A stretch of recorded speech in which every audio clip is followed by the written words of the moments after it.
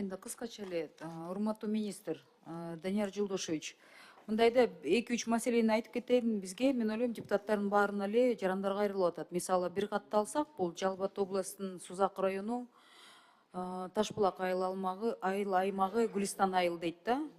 Ошол адамдар кайрылып айтып атат да, мисалы дейт, Гүлистан айылынын тургундары Тайгараев айыл өкмөтүнө кошулуп, тургундар жашаган жери тууралуу справка алганы үчүн кайрылса, Санарип аймак электрондук тутумунда жок болгонуна байланыштуу жөлөк пул ала албай алган учурлар болуп атат. Бул бир гана айыл өкмөтү эмес. Мага Чүйдөн да кайрылып атышат, Көлдөн да кайрылып атышат.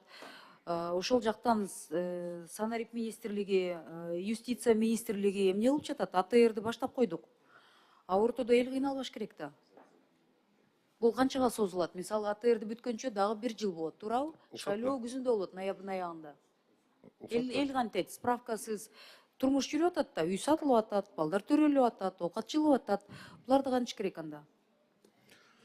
Негизи АТРдин анан кийин жөлөк пул алыштын ортосунда мындай байланышы деле жок да. Эң негизгиси бул справканы алыш. Справканы алыш айыл өкмөт бир ошол жаран эгерде түндүктө жок боло турган болсо, түндүктө киргиздирет биринчиден. Данияр Жолдошевич, сиз экөөбүз Бишкекте туруп, мен сизди түшүнүп атам, буну колдоп атам, ниети жакшы болуп атат деп баарыбыз эле түшүнүп атабыз. Депутаттар колдоп, бул парламенттен өтөт, бирок ортодо эл ушундай каттар жөнөтүп атат да бизге.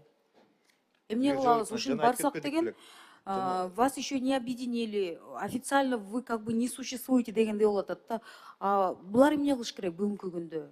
Кандай жардам болот? Минюсту шаштырбайсыңарбы?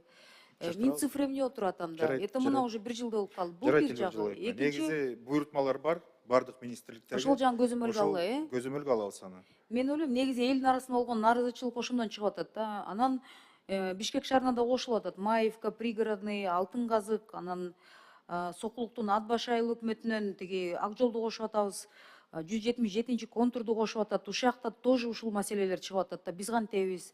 Садиктер салынмак эле, ошонун бюджети кандай болуп калат? Ушул жагында түшүндүрүп берсеңиз, алар сизди окуп жатса, мен шайлоочуларым да бул биринчи болуп калат.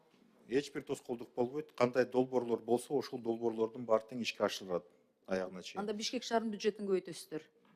Шаардын бюджети азыр анча эле чоң, жанагы кошулган аймактар негизинен шаар чоңойгон сайын ушул бюджетти дагы кабыл алганда чогуу жергиликтүү бюджеттер ошол аймактардын ар бир долбоорун өздөрүнүн эмесин көрүшөт. Ошон үчүн жанагы азыр Бишкек шаарында 45 депутат бул административдик территориалдык реформанын мыйзамдары кабыл алгандан кийин шайлоо коюлат, шайлоого анан кийин ошол шайлоочулар келгенден кийин бюджеттин жергиликтүү кеңештин депутаттары бекитет. Данияр Жолдошевич, анда мындай да, бизди эл көрүп жатса, элге да алдын ала, мен ойлойм, биз биринчи жасайбыз, анан ызы чуу менен разбираемся да, пожарник болуп. Алдын ала айтып коюш керек, урматтуу туугандар, дагы 1,5 жылдай, 1 жылдай ушундай ызы чуу болот, чыдап тургула.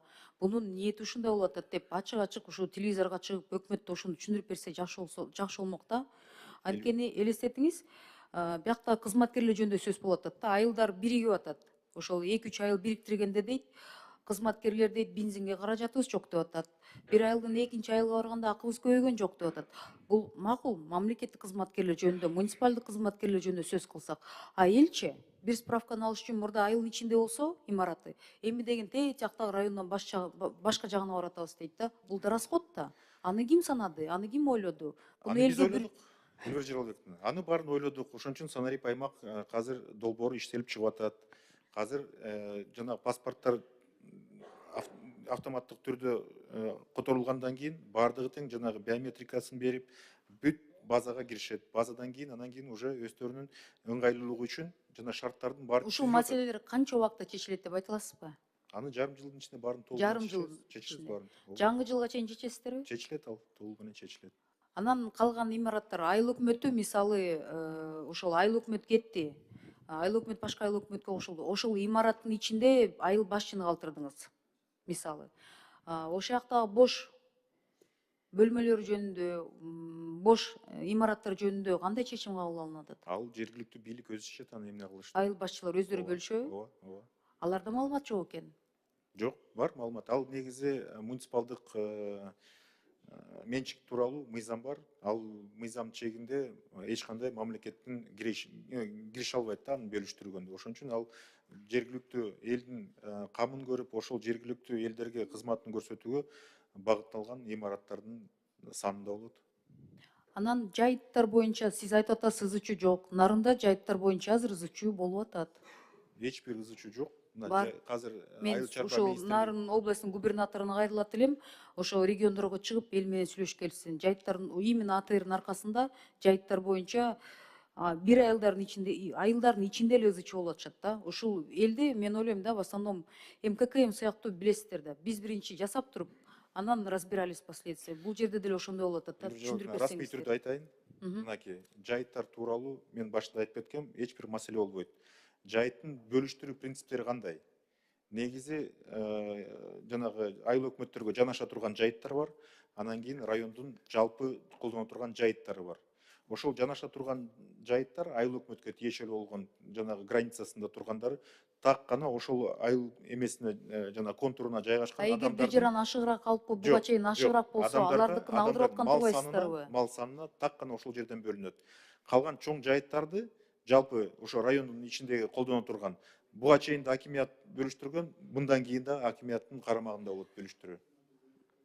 Данияр Жолдошевич, именно Нарын, Высокогорный, ал жерде эл Мы именно рассмотрим тогда, мал менен алек болот. Ошака эгерде конкреттүү түрдө кайсы айыл жалобалар келди. Мен силерге айтам. ошону берсеңиздер, биз анда губернатор менен чогуу чечкенге аракет кылабыз аны. Рахмат. Рахмат. Данияр Жолдошевич, бияка кошуп аткан турбайсыздарбы? В связи с уничтожением единых налоговых деклараций, ранее декларируемые активы могут включаться в спецдекларацию по усмотрению субъекта декларации деп. Түшүндүрүп бересиздерби? Эльвира Жолдовна, сейчас вот декларационный период закончился для госслужащих, добровольное декларирование осталось, да? Те декларации, те активы, которые были легализованы, они в следующей декларационной кампании в графе, там, где вот будет указан актив, будет написано просто спецдекларация. Вы таких будете отмечать, да? Да, да. И она будет прикрепляться. То есть это будет источником происхождения. Да. Сейчас жана госнотариустан дагы жеке нотариустарга мүмкүнчүлүк берип атабыз. Ошол компанияны жанагы очередте турган адамдарга өз ыктыяры менен, эгерде мамлекеттик нотариус болобу, жеке нотариус болобу, кимге ишене турган болсо, ошол адамдарга мүмкүнчүлүк кеңейтип берип атабыз да. И дагы декларациялоо субъектине каршы ушул мыйзамга каршы келген мыйзамдардын ченемдерин колдонууга тыюу салынат. Ушул мыйзамда белгиленген кепилдиктер кайра каралууга жатпайт. Түшүндүрүп бересиздерби? Последний пункт. Самое важное, что этот основной закон будет. В доказательной базе, то есть незаконное обогащение, мы же сейчас легализовываем же, то есть он в доказательной базе декларации уже не будет фигурировать.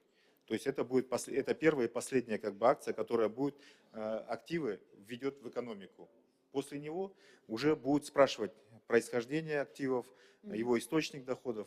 Поэтому это не все успели, мы поэтому сейчас продлеваем, да, период. Самое главное, в эту декларацию не попадают, скажем так, коррупционеры, которые незаконным путем обогатились. Туралов? Тураболот, если по этому человеку будет доказана причастность его к коррупционной деятельности и будет доказано, то там ограничений в Уголовно-процессуальном кодексе нет, что на него не распространяется. Распространяется только на актив. Но если судом будет признано, что он должен будет ответить имуществом, то он этим имуществом ответит по своим деяниям. То есть там ограничений нету. А не будет это так, что, допустим, поверили, задекларировались, а потом на них как бы вот каким-то образом будут дела возбуждены?